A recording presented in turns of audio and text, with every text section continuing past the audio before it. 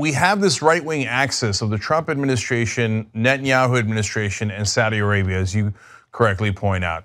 How dangerous is that, and how much do they want to push us into war? Add to that the fact that you have a military-industrial complex here in the United States, and that against my vote, we increased military spending by $165 billion over a 2-year period.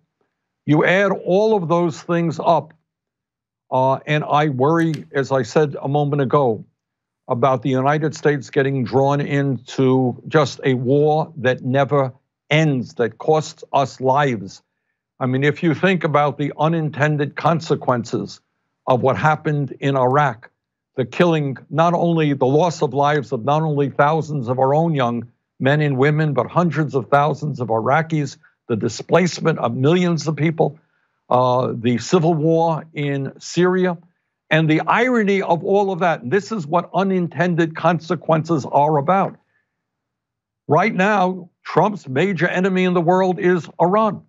As a result of Bush's war in Iraq, Iran now has far more political and military influence in Iran than they ever had before. That's called unintended consequences. The other thing that we should be very concerned about is that an agreement was reached, this nuclear agreement with Iran, not just with the United States. It was reached with 6 other countries, the P5+1.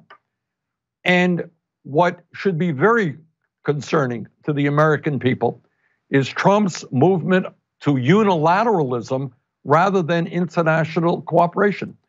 Whether it is the Middle East or any other place in the world, what has got to happen is we need international cooperation. We need the United Nations. We need a lot of diplomacy to resolve these issues. And I worry very much about people who are very quick to pull the trigger, especially when we're dealing in the Middle East with Saudi Arabia and Netanyahu in Israel.